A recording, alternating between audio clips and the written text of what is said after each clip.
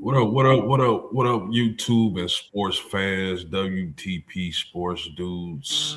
We live.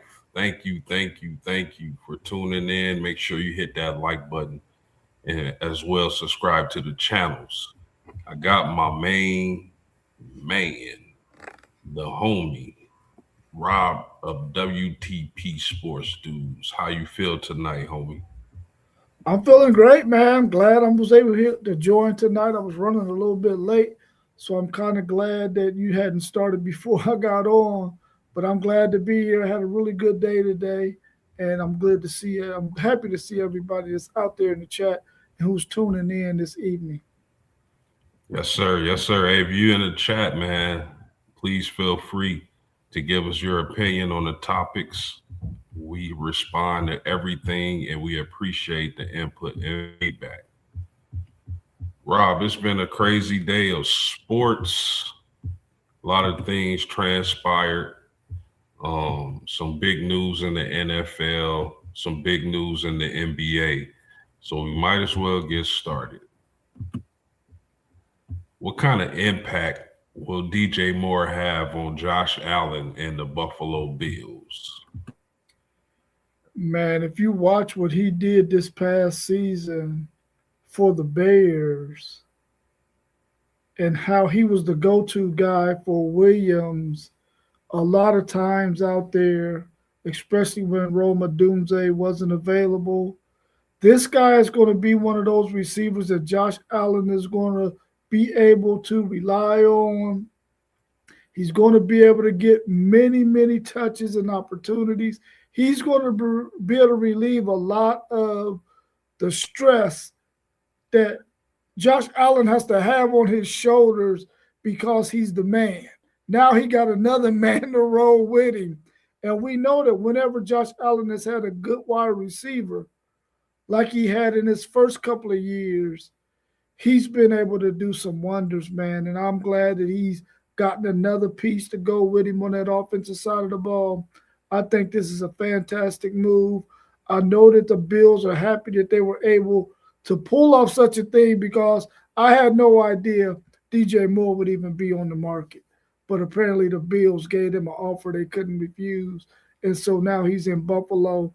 And I think he's going to have a huge impact on that offense with Josh Allen, especially when you got a brilliant mind like oh man, his name slips my name. Joe Brady. When you got a guy like Joe Brady calling those shots, man, I think it's gonna be wonderful. Yeah, I gotta agree with you because I feel like DJ Moore, although he's 29, he's probably played his best football, but I still think you can squeeze some really good years out of him, at least three or four. But the impact he will have is tremendous. You look at the Bills' offense; they go Shakir, at wide receiver. They got the big tight end, Dawson Knox and Dalton Kincaid, and you know what type of running game they present. This move was so impactful because now I believe they can take their attentions to defense as far as the NFL draft goes and really get some dudes on that defense and begin to rebuild that defense because I feel like having Josh Allen with a DJ Moore, a Shakir, Dalton Kincaid and that running back, that's gonna be fireworks, bro. I really like that move. A lot of people thought AJ Brown would be the guy to go to Buffalo or get traded to Buffalo. DJ Moore isn't as good as Brown, but I would definitely take DJ Moore on my team. Any more thoughts on this topic? No, but that's a really good move for the Buffalo Bills. I know that. For sure, for sure, for sure. The next question is what kind of oh, I'm sorry. That's not the next question. That's the first question. The next question will be why do you believe the Bears were willing to trade DJ Moore for draft picks? I think the Bears realized that they were really, really close this past season offensively because they were able to put up points, but their defense was not up to par, and they was giving up way, way, way too many points. So I think they wanted to be able to stockpile as many picks as they could in this draft, simply so they can start to address some of the needs on the offensive side of the ball. I mean, on the defensive side of the ball. And you mentioned the fact that, DJ Moore is 29 years old. So he's on his back end of his NFL career. And they got a guy like Roma Doomsday, if he can stay healthy, could be a guy who can become that player like that outlet that Williams needs the way DJ Moore was, especially in the playoffs.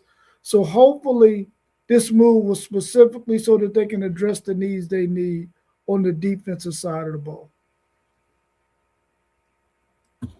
Yeah, uh, I believe the Bears were willing to trade DJ Moore for the draft picks because they really like their young wide receivers. I think Burton is the guy to watch out for when it comes to the Chicago Bears. I know that coaching staff really like Luther Burton and the potential he has. Of course, you got Rome Odunze, but also look at the tight end position. You got Cole Komet, you got Colston Loveland.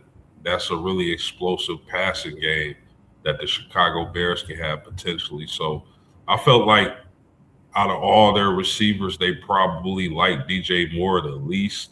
I know there were some games this past season where DJ Moore was doing some pouting, and I just think he's in a better situation than Buffalo. And I think the Bears really like their young wide receivers they have on the team currently. That Chicago Bears team can also focus on the defensive side of the ball. I think they like when they take a wide receiver in the draft, they might try to take one later on, but I believe their focus should be on the defensive side of the ball, plugging some holes in that defense so that the Bears can be a really strong contender for the Super Bowl this upcoming season. You got anything else on this subject? Yeah, I liked it the fact that you mentioned Luther Burton. He really fell to the Bears for one in last year's draft. And the fact that he was coming on last year, he played really, really good for his rookie season. I was high on him in college the first couple of years. I didn't think he had as good a season last year, so that was what made him fall to the Bears. Uh, and I think that second or third round of the draft last year. But that was a huge pickup, and he balled out this season. So I agree with you. The fact that Luther Burden shown that he could be a key player at his wide receiver position for the Bears made it a lot easier to give up DJ Moore. Absolutely, absolutely. Be sure you smash that like button if you in the chat and give us your thoughts on the topics. Let us know what you think. Rob, after the combine, is there any player who shot up the draft board for you personally? Well, I really felt like Sonny Styles was going to be a first round draft pick, somewhere between 10 and 20. Now I think he's definitely going to be in the top 10, possibly even in the top five. But the guy that I really think, and Mossberg had been talking about this for a while, about Anthony Hill possibly being a first round pick. I think what Anthony Hill did at the combine, he probably made himself some money by getting drafted later on in that first round. And I think he's going to be able to do that because I had him as a second round guy, but now I think he's going to make it into the first round at one of those late picks because he's a guy who can definitely play the linebacker position. He got to get a little bit better in coverage, but the fact that he has another skill set, which is he can rush the passer, you can do some things with this guy at that linebacker position to get after the quarterback. And I think the fact that he had the measurables that he had, the speed that he had, teams are going to be able to use him in that manner. Yeah, that's a very good pick. And Mossberg did mention him. And I know that's one of your guys in the draft, man. So I definitely think he has a great chance to sneak into that first round, the back end of the first round. So we'll see. Hey, I just wanted to say real quick, if you're watching, man, happy birthday to my pop. So if you're watching this stream, pop, happy birthday to you. I know you having a great one. So the guy for me that I'm gonna look at who kind of shot up my draft board is a wide receiver, and I'm looking at Chris Brazzell from Tennessee, 6'4", 200-pound wide receiver. Look, I think Streams back. I think it was SEC Shine and Zay. I believe we're talking about him. And they were saying how he could sneak into the first round. And I think one of them predicted that his 40 time would be in the 4.5s. So at 6'4", 200 pounds, he actually ran in the 4.3s. Huge. To be that big and moving like that, to be that tall and be able to move like that at the wide receiver position, I think that's just going to be too much for a GM to pass up on. And I think he's going to be one of the steals of the drafts. I mean, that's almost comparable to Randy Moss, man. I know Randy Moss is a once in a generation type player, but at 6'4", 200 pounds and being able to get down in the 4.3s, I thought that was huge for the wide receiver from Tennessee. Any thoughts on that? He definitely made him some money. That's for sure. He definitely made him some money. He's going to go higher than maybe what they had him projected at before the combine. And this is what you want to happen for these guys when they go to the combine. You want them to go and show out so that teams can see them and improve their draft stock. And he did just that by running in the 4.3s. That gives him an opportunity to have some teams say, listen, we can use this guy. We were thinking about getting him in this round with this pick, but now we might have to adjust our draft because this guy is somebody who can make a difference for our team with that kind of speed. And that's what you hope for with these guys when they go to the combine. Yeah, no doubt, man. There was a lot of fast 40 times, especially amongst the wide receivers, man. They just blazed that 40 time. It was exciting to see, and it's going to be really exciting to see how many of those guys actually get into the first round or early second.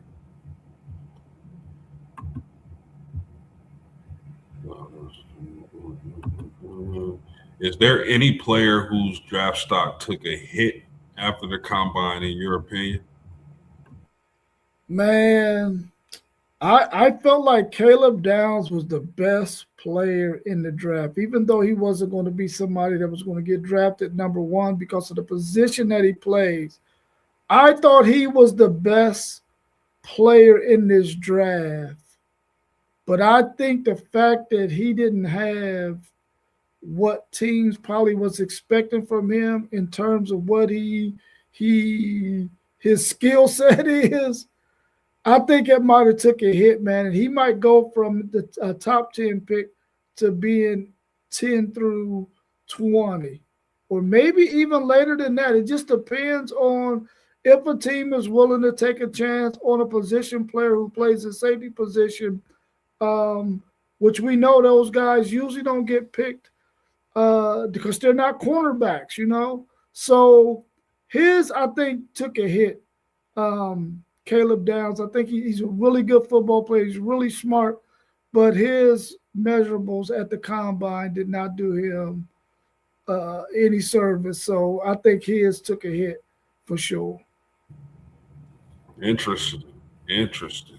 I think his pro day is going to be huge, and I think he probably needs to perform really well in that pro day because everybody knows he's one of the best players, best two or three players, if not the best player in the draft. But I think in order for him to get back in that conversation for top 10 overall, he needs to knock his pro day out of the park. For me, I think I'm gonna go with a guy who had a solid season, but really did well in the bowls, the senior bowls, um, at the wide receiver position. But when he got to the NFL Combine, although he performed well everywhere else, sorry about that. Although he performed everywhere else, I think his 40 time was a little slow, and it probably halted the momentum he had going into the NFL Combine. He probably won't be a first round pick now, and that's the wide receiver Malachi Fields. Still a freakish athlete, just not the fastest guy. He's probably gonna win the most of the time and in the NFL on jump balls. So I think that situation he still be a great pick, but first round he probably performed himself out of the first round.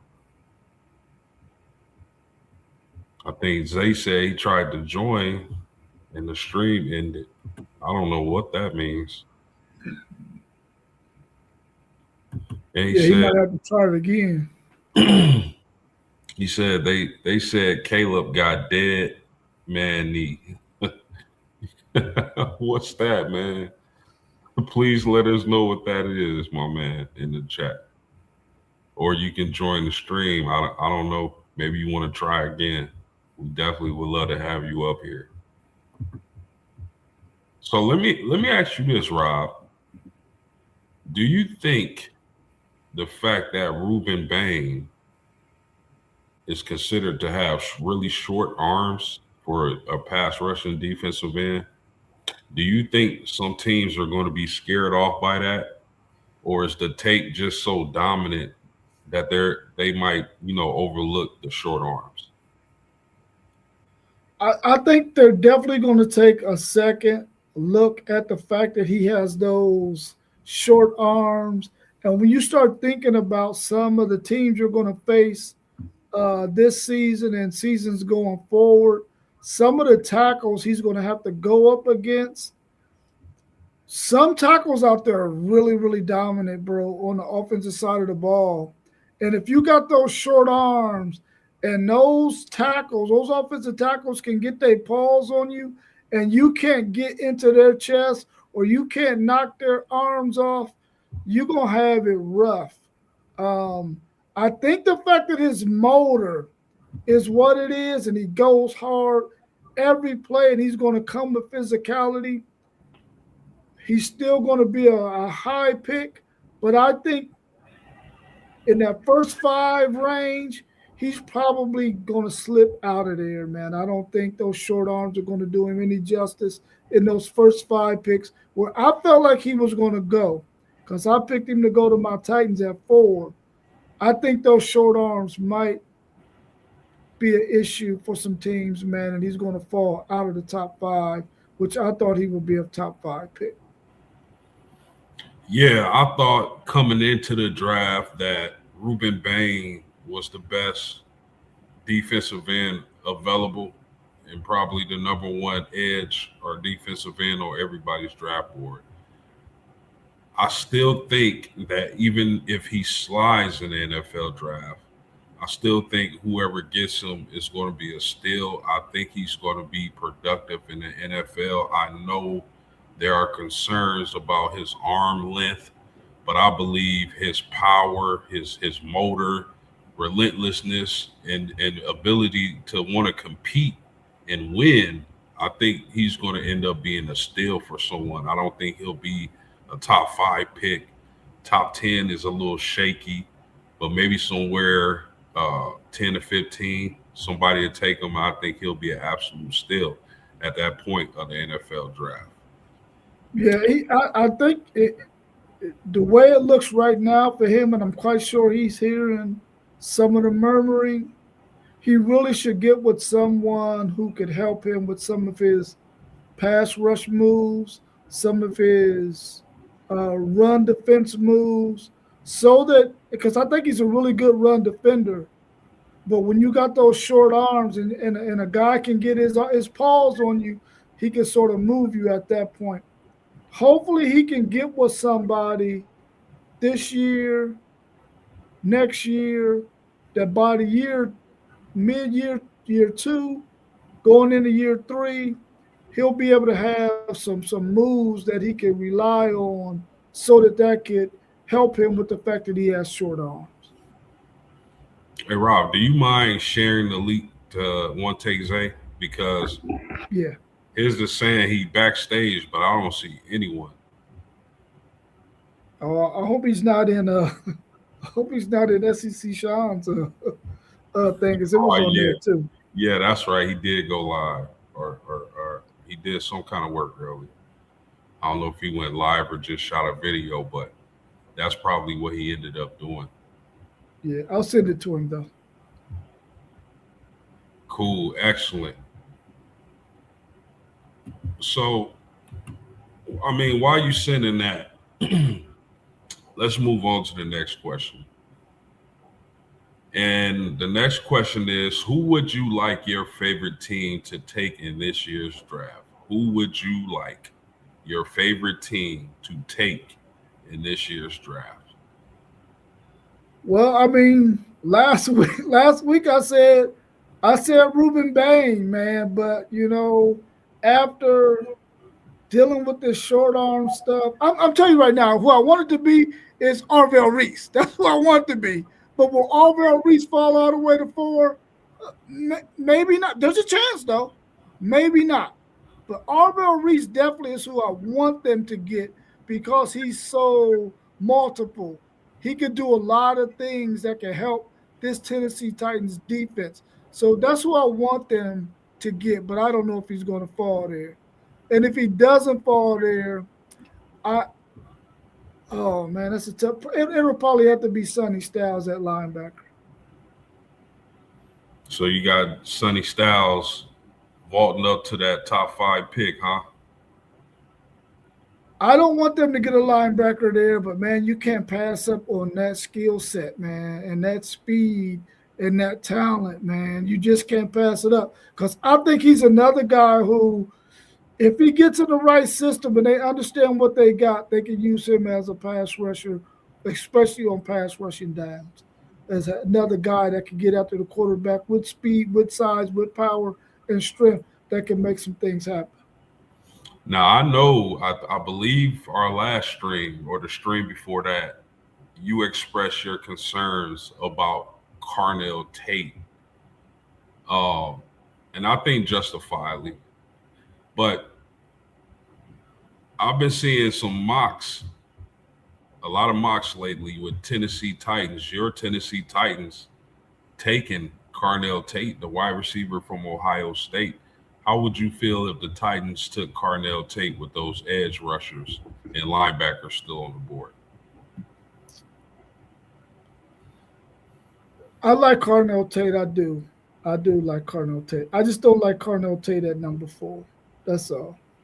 I would if it's really gonna come down to it and they can't get Arvell Reese, then I would like to see my Tennessee Titans trade back a little bit and maybe get some other picks and maybe get a guy later on that fits whatever pick they fall back to. If it's not going to be Arvell Reese, I think they should draft backwards. I like Carnell Tate, I do, but I don't like Carnell Tate at four. I would rather have Carnell Tate maybe around 8, 9, 10, 11, 12, somewhere around in there. Okay, okay. So you want your Titans to get defensive? I really do want them to get their defense together, but I don't want them to use this whole draft or more than half of this draft doing that.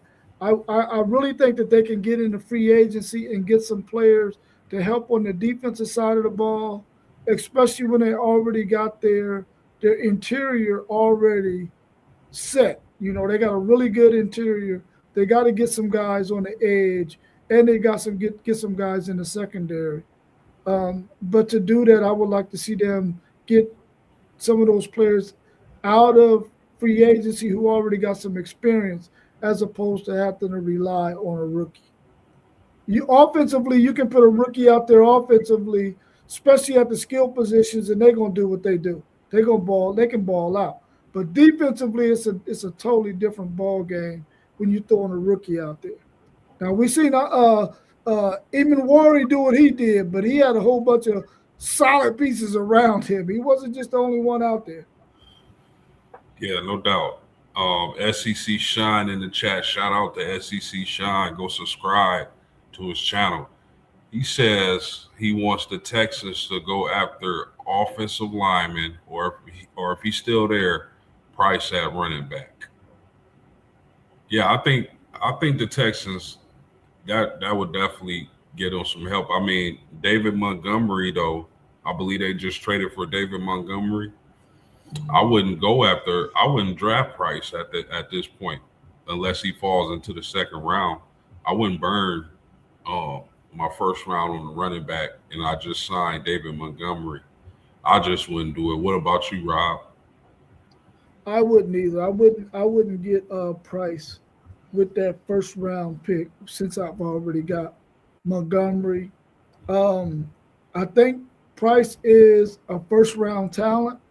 Later on, I mean, he's not Jeremiah Love, but he's not far off either. But I wouldn't if I was the Texans, I wouldn't do that, especially as much offensive line help as they need. That's where their focus should be, definitely in the first round. Especially when they got a defense that's lights out, bro. You ain't really got to worry about your defense a whole lot. You can really focus on your early picks on the offense for real. Yeah, no doubt. Now, when we talk about my Indianapolis Colts, Rob, we don't have a first round pick.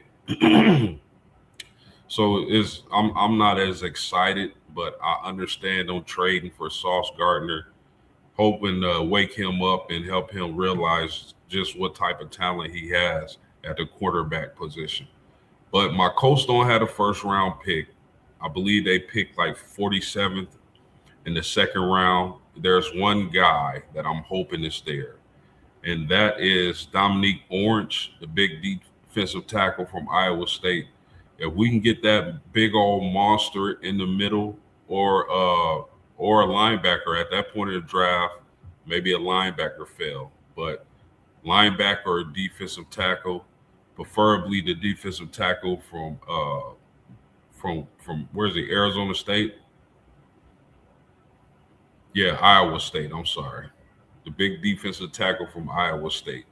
I think that would be perfect for the Indianapolis Colts. They got to get stronger up the middle, linebacker or that big defensive tackle out of Iowa State. I will be happy if the Colts drafted like that. So we'll see what happens. I know your son. What you say? Is Orange a zero technique, one technique? He's over the center. Yeah, I believe he's over the center, Yeah. but I mean, even though the Colts just need depth along the defensive line. I think he'll be a big help if they're able to get him. Um, Moss said, "Go subscribe to Level Up Sports 10." Moss in the chat, he said, "Big moves for Buffalo and Chicago was releasing some money. It seems." Yeah, I think we cooked on that. Me and Rob cooked on that. I do think that both teams are now able to focus on the defensive side of the ball. I think Chicago needs to get better on defense. Buffalo definitely needs to get better on defense. So I understand the moves, but I think it does improve that Buffalo Bills offense and passing attack. Anything on that, Rob? Yeah, we like you said, we cooked on that earlier. I think both of those teams understand the move that they just made today allows them to really focus on their defense. Yeah, no doubt. Now, Rob, you know I'm a huge boxing fan. Like I love the sport. I love the art of the sport. I love the discipline. I love the training.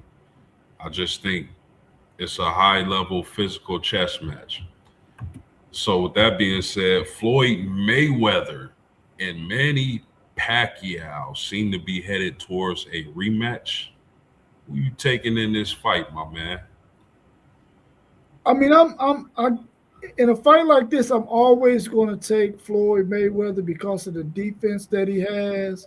He makes it very difficult for any fighter that gets in the ring with him to be able to just tee off on him. That shoulder roll is vicious. He counter punches really, really well. Pacquiao is a really good opponent for him. I just wish this was something that they did maybe 15 years ago. At this point in the game, I really want Floyd Mayweather to go ahead and leave the whole boxing thing alone. Go ahead and maybe continue to promote fighters and that kind of thing. But for him to get back in the ring, I don't really need to see that anymore. Don't even run the risk of getting a blemish on your record. You might upset some scorekeepers out there, some referees out there that might mess around and put a blemish on your record. Go ahead and chill out. You did your thing. You've shown that you was one of the greatest fighters of all time. I don't want to see this fight. If it comes on, I'll probably watch the highlights on YouTube or something like that. But I think Floyd Mayweather will definitely beat Pacquiao if they were to fight again, just because he has really, really good defense. Yeah, well, remember they fought back in 2015 and Floyd won by unanimous decision. Um, man, like, do you think what's the reason why you think Floyd Mayweather is coming back? Do you think it's his love for boxing? Do you think he's having financial issues, or do you think he just wants some more money? I mean, it got to be money, man. I don't think he's having any financial issues. I think he's been frivolous with his spending, but he ain't spent all that bread, and I think he's had some good investments as well. I think he just loves he loves boxing. He loves a challenge, and this is a fight that he knows can pull in some serious bank. So he just doesn't want to pass it up, I think. Yeah, I can see that. I definitely can see that. I mean, Floyd has made hundreds of millions of dollars in the sport of boxing. I think at this point of their careers, I want to see. I'm not over the hill excited for this fight, but I'm going to watch, especially with it being on Netflix. But I want to see if Floyd still has those quick reflexes. I want to see if his defense is still solid, the most solid defense probably ever. I want to see how Floyd is moving at this age and this point of his career. Manny Pacquiao likes to get punches off from weird angles and throw punches at a high volume. So of all anytime people compare Floyd and Mayweather or Mayweather and Pacquiao, I've always, even before they fought, I've always given Floyd the upper hand because I just feel like Manny Pacquiao's style is tailor made for Floyd Mayweather. Like it's going to be the same thing as long as neither one of these guys have fallen too far off. I think it'll be more of the same. You'll get the same exact fight. Manny getting frustrated, he can't hit and hurt Floyd. Floyd moving around, using his legs, using that defense, pot shotting, using that jab. So interested in that way of that fight. I mean, I would rather see the younger guys get it on, of course, but I mean, if I can get Floyd and Pacquiao too, I'll take it. SEC Sean said Floyd easy in my opinion. I'm Eight. really anxious to see what you just said, to see if he's lost any of his speed, any of his footwork. Is he a step slow here and there? Like we've seen many, many fighters over the years, we've seen them sort of lose it, and we got to the point where we said, listen, this guy probably should go ahead and hang it up. We didn't necessarily get to see that about Floyd once he ended his career. So it will be interesting to see if maybe he's lost a little bit of that speed, a little bit of that agility, a little bit of that defense. So for that point that you made, I would like to see that as well. Oh, for sure. That's definitely going to be very interesting because You gotta think, what if Floyd can't move like he used to move? But man, he still got those fast hands. He still throws at those weird angles.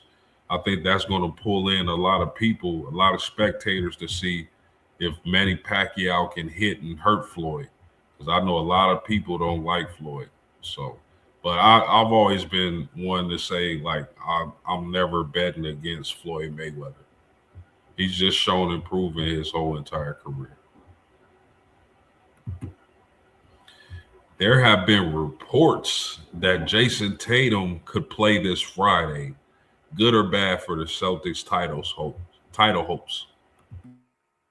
Well, when you get one of the best players in the league back, it definitely couldn't be bad. But like I said on an earlier stream a couple of weeks ago, unless you got a plan for how you're going to introduce him into the lineup, how many minutes he's going to play, where you going to plug him in at, who you going to plug him in with, I just don't think you want to risk the chance of messing up that chemistry that they got right now. I don't know what effect it's going to have on Jalen Brown and what he's been doing carrying the team here lately. I just don't know if I would mess with that. I definitely want to see Jason Tatum get back on the court just for his sake so we can see how far he's come since the injury. But I'm not willing to mess up that chemistry, man. So if he's going to come in there with the mindset, I'm going to go out there with some of these second unit guys, play a couple of minutes, see how it feels, get my legs back, and not necessarily be trying to force my way into the starting lineup, I would be cool with it. But if his intention is to come in there and do that, come into the starting lineup, then I would not be in favor of that. I think that would be a bad move. Well, it's a lot of different like things you can look at because first of all, him being back in 10 months from a Achilles injury, amazing. The fact that they're bringing him back so quickly, like the Boston Celtics, and people, please, you gotta understand these are the Boston Celtics is not a bad ran organization. They know what they're doing. They're not going to bring back Jason Tatum. Jason Tatum isn't going to agree to come back so quick if he wasn't in great physical condition. I believe the reports that Jason Tatum looks like his old self, I believe that to be true if he's coming back this fast. And a miraculous recovery. Now, could it have a setback? Yeah, but I hope not. But from all I've heard, it looks like he's going to be good to go for Friday. I don't believe he should be inserted right back into the starting lineup, as Rob just expressed. But I think you should bring him along slowly. Uh, I don't know if he's going to hurt the chemistry that bad with him being gone for only 10 months. It's not like it was 2 years or a year and a half. But I do agree with you. I think they should bring him along slowly and not put too much on his plate, so soon. Just let him get his feet under him, get back in the groove. And then about time the playoffs roll around, hope that that chemistry is there and he can be asserted back into the starting lineup. Or if they feel like at this point he's better coming off the bench as the sixth man, I'm cool with that too. But I mean, just it shows tremendous character, tremendous, you know, work ethic. And I've always talked about the sports medicine of today is tremendous. So you add all those things in totality, and I think that the Boston Celtics fans should be really excited. And I believe they're not bringing him back this quickly because he looks okay. I think he's probably looking great. So this is a good thing for the Boston Celtics and that organization.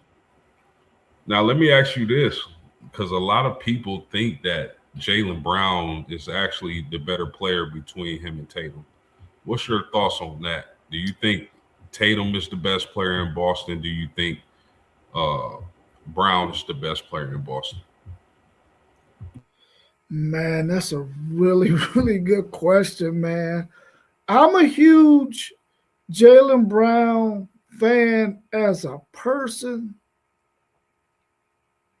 but man, Jason Tatum, I think he gives a team more than what, not by a long stretch though, but he gives them more than Jalen Brown does. So I would say Jason Tatum is the better player.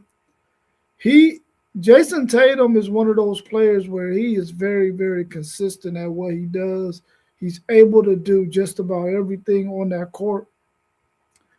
And we saw last year where Jalen Brown, uh, he sort of mentally might have wasn't all the way there, dealing with whatever he might have been dealing with, uh, and he wasn't as spectacular as we saw him be to get that huge contract that he got. So I think Jason Tatum is, if I had to pick between those two in a draft, I'm taking Jason Tatum. Yeah, no arguments from me. I mean, it's really for me. Brown has made it really difficult, especially with Tatum being out, to pick against him. But I don't know, man. I just think the fact that you got two MVP caliber wings like that, I think that is a great building block for a franchise to have two dominant big wings. They got big wings on the perimeter in Tatum and Brown. I think that is extremely difficult to deal with in a recipe for success and the way they coach in Boston and built that program around those players. Boston can be a really scary team come playoff time. Let's go over to the WNBA, Rob. I like the WNBA a little bit, a lot of bit. But will this be the best WNBA draft in recent memory? Now, before you answer that, I want to go through some players that's going to be in this year's draft. All right, so you got Azzy Fudd from UConn. There's a female from Spain, Awa Fam. She potentially could be the first Spain big to be drafted first overall. You got the female Magic Johnson, in my opinion, Olivia Miles, Fear the Goggle. You know, I've talked about her on the podcast a lot. I love her ability to pass. Like it's like she got eyes in the back of her head. So I love Olivia Miles. You got Lauren Betts from UCLA, the center. You got Kiki Rice, the guard from UCLA. You got Flaw J. Johnson from LSU. Uh, Gianna Neatkins from UCLA. Gabriel Jacquez. Raven Johnson from South Carolina. You got so many really good ballers in this draft. What do you think about the upcoming WNBA draft? Are these the players of the future? I definitely think that these are the players of the future, and I think the WNBA should really be applauding the fact that they are about to get a plethora of players coming out of the college ranks to join the WNBA that's going to make that league that much more competitive, that much more exciting. Because I think the players that's coming in this draft, in years past, you've had 4 or 5 really, really solid players that you knew were going to be it. And then there was another group of players who you knew were going to be good, but they weren't going to bolster all the attention that those other 3 or 4 would do. This group that's coming in this year, all of those players, and it's probably about 12 to 15 to 18 players who, wherever they end up, bro, they're going to be balling. They're going to make that team extremely competitive and extremely good. And I think this year's draft is going to be it's going to be better than the ones 2 3 years ago. Yeah, I really like this group of players that's coming from the college, the college game. I just think their potential is through the roof. I've always talked about Olivia Miles, Lauren Betts, Flaw J. Johnson, players like that. But man, I believe Olivia Miles should go number one because of her improved ability to shoot the three. She's gonna run the point guard. She's a bigger guard for the WNBA. Rebound, assist, score, and like I've always said, just the most pretty passes, no look passes you've seen in the women's game for a long time. But I got to say this, Rob. I think 2026 is a great class. I think 27 is the elite class. Why do I say that? Juju Watkins, Michaela Williams, Madison Booker, potentially, Audie Crooks, Malaysia Wiley, and of course, my favorite player, who I think is the best player in college basketball, that's Hannah Hidalgo. So I think 2020, while 2026 is an electrifying class, I think the class is 2027. So many future all stars and MVPs and world champions is going to come from 2027. Yeah, I'm, Especially, go ahead. no, no, go ahead, go ahead, you finish it. I was just gonna say, especially if Juju Watkins is healthy and back to her old self and getting better and better like she was supposed to be doing. But obviously the injury derailed her career a little bit, but I think she'll be fine.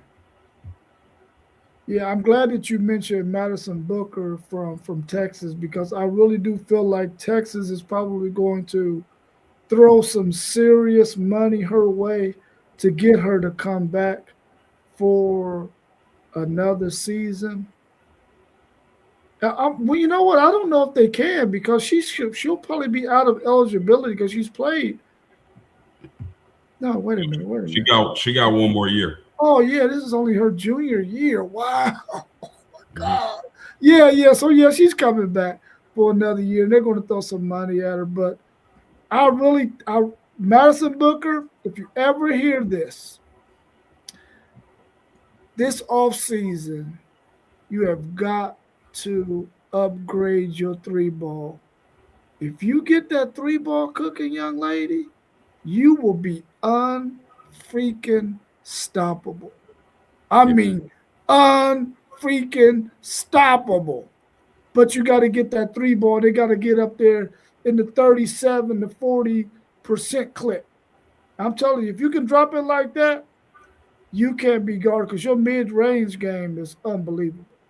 yeah, that mid range is a beautiful thing to watch, man. That's for sure. Were you able to catch any of the women's college basketball tournament games today? I did not. I did not. Okay, let me tell you what you missed. Hannah Hidalgo. I know Moss is somewhere smiling because I keep talking about her. Hannah Hidalgo, I've never seen, and I may be wrong, so please chime in if I'm wrong, but I've seen bigs, I've seen power forwards and centers on the woman's side dictate the game offensive or defensively or both. I've seen that from a big. I have not seen that from a 5'6" point guard. She dictates the game on the offensive side of the ball. She dictates the game on the defensive side of the ball. Scouting report is her on both sides of the paint, both offense and defense. The first thing on the scouting report is her. And I'm sorry, but Rob, I just haven't seen any female affect the game. She controls the game while the other team is trying to score. And she controls the game when she has the ball in her hand and her team is on offense. I'm sorry. I haven't seen anything like this. You can call it what you want it, but I think Hannah Hidalgo is on her. on her way to making a crazy run. They got NC State. I know that's a tough out for anybody, but I just think they one of the hotter teams right now. They won like 8 out of 9 and like 6 in a row. They clicking at the right time. They playing really good defense, spearheaded by Hidalgo, of course. I can see this Notre Dame team making a huge run, Rob. I just had to say that. Yeah, I can see it. Now we right at 50, so I'm gonna throw in a bonus question or two. AJ DeBansa. Let's talk about the men's side of college basketball. AJ DeBansa, I think he had an interview, and to sum it up, he pretty much said that there's a chance that he's going to stay with BYU and play college basketball for his sophomore year. Do you think that's a wise thing to do? You think AJ DeBansa should go be a top 1 or 2 pick in the NBA draft, or do you think if he wants to stay in college and he's getting paid well, but do you think he should go to the NBA having that kind of draft stock, or do you think he should stay at BYU? I mean, the ultimate goal of all those players that are in college is to make it to the next level, which is the NBA. You might as well go ahead and get that clock started now because the goal is to get into the NBA first and foremost, but then to get to that second contract as fast as possible. I mean, that's when you're going to start making some serious money. Now, if you was comparing the NFL and the NBA, then maybe you might stick around in the college ranks a little bit longer. But when you're talking basketball, bro, you go ahead and get that clock started as quickly as possible. He needs to go ahead and go on to the NBA after this season because I think the reality is his game is not going to get as good as it can get until he goes to the NBA. Yeah, I mean, as much as I would like to see it for college basketball, a player of that caliber stay for his sophomore year, which is something we don't see much of when you talk about elite talented players in college basketball. As much as I would like to see that, I just think there's no reason to. If you're projected to be the first pick, second pick, third pick, even a top 10 pick, I think that's a no brainer. Even first round, I would say if agents were telling me or teams were telling me, I don't know how the rules are and how that goes, but if my people were telling me first round or better, lottery pick, top 5 pick, I think it's a no brainer. You start your professional career, even though college basketball is trending that way. But I would go to the NBA. I wouldn't waste another year in college. We've seen great players who were projected to go in the first round, stick around too long in the college game, and then end up not getting picked at all because they didn't strike when the iron was hot. So I feel like AJ needs to take his butt to the NBA as soon as he makes his March Madness run. Yeah, Anything else? Go I ahead. mean, it would be different if BYU was going to have a chance to compete for a national championship. Man, they not about to compete for no national championship. When you start looking at all those other teams out there that have really talented basketball teams, he's wasting his time. Go get that bread, man. You're gonna be a lottery pick, and go ahead and get your NBA clock started because you're not going to be able to win a championship at BYU. You're not going to be able to get the rest of the kind of players around you to help you do that. So you might as well go ahead and finish out this season, get that bread that you got from BYU for this season, and go get your NBA bread. Yeah, I definitely agree with that, man. It's time to move on, man. College is one and done for athletic freaks now. So, I mean, another question I got, like Caleb Wilson still isn't clear to return for the North Carolina Tar Heels. Do you think the Tar Heels can do anything without Caleb Wilson? They can win a game. That's about it. They can win a game. I mean, once you get to the round of 32, the level of competition is a lot stiffer because now you're going to play somebody either 1 through 8, or it could either be, well, yeah, 1 through 8. So chances of you running into a team that you could possibly take out again after the first round, it's probably slim enough for them without Wilson. So I don't I don't see it, man. And I'm not that high on this North Carolina team as it is. I know that they beat Duke at home with that comeback, but Duke gave that game away. So I don't think so for North Carolina. Yeah, I have to agree with you on that. I don't think they gonna get very far without Mr. Wilson. That dude's an athletic freak and definitely the engine that makes that team go. Last question, man, and we can get out of here. My guy Jeremiah Love had a absolute freakish NFL combine. If you look at some of the metrics, I think he's like a couple inches taller and like 15 pounds heavier than Jameer Gibbs. But Jeremiah Love and Jameer Gibbs run the same exact 40 time. Do you think seeing those numbers, seeing the tape, do you think that Jeremiah Love is a lock to go top five? Even if that means that a team trades up to get him, you think he's going, do you think he did enough to get in the top five, or do you think he'll go in the top 10? I mean, I definitely know he's going in. I believe he's going to go in the top 10. But the thing that I think is in favor for Jeremiah Love is the fact that the running back position has become a position of value again. After you've seen what Gibbs and what Bijan Robinson has done, and Bijan Robinson with the seventh pick to the Falcons, and then later on in that first round, Gibbs went to the Lions. I think that NFL teams are starting to value the running back position again, like it once did in the past, because now running backs who can be third down running backs really expands your offense now because they don't have to lead the field. And there's so many things you can do with a running back like Jeremiah Love. So I can definitely see him going in the top 10, but he could definitely go in the top five too. I think he's that caliber of talent.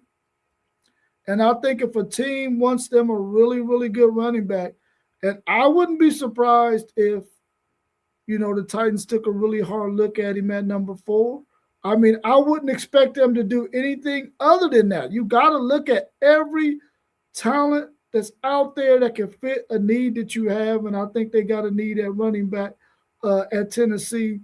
I think he can go in the top 5. Will he? Probably not, because of the teams that are picking there and they need so much. Um, but I definitely, he's going in the top 10 in my opinion, for sure. You can't pass up on a guy like that, man, if you can get him in the top 10. Yeah, I think some people were saying to Arizona, but I think that will, like you said, it's hard to pass up on a player like that. I personally have him as the best player on the board. But the problem with the Arizona Cardinals taking him would be they need so much offensive line help that they don't want to get the kid banged up, to start his career. But I'm really starting to think that the Commanders are honing in on picking Jeremiah Love if he's there. Now you could see a scenario where somebody trades up to pick Jeremiah Love, i.e., the Kansas City Chiefs. I think that would be the best fit for him. But I definitely I believe Jeremiah Love, faster 40 time to Saquon Barkley. The tape, believe your eyes, because the tape don't lie. That dude is just spectacular. So I wouldn't be surprised if he was a top 5 pick, but I think he'll go somewhere between 5 to 8, 5 to 9, somewhere in there, just depending on team needs and if somebody's moving. Now somebody can move up and he can go 3, 4, 5, but we'll see what happens. Any closing thoughts so we can get out of here, my man? Nah, I don't have any closing thoughts. I was just glad I was able to be here with you this evening. Yeah, for sure, man. If whenever you watching the playback, you watching live, make sure you hit that like button. It helps us get this great, dope content out to as many people as possible. We appreciate the support. Subscribe to the channels, hit that notification bells. Share our videos, share this video to people who you know love sports like we do. And we go continue to cook and bring you these bangers. What a great, absolutely great podcast tonight. We wish you all well. And as we always do, peace. Peace.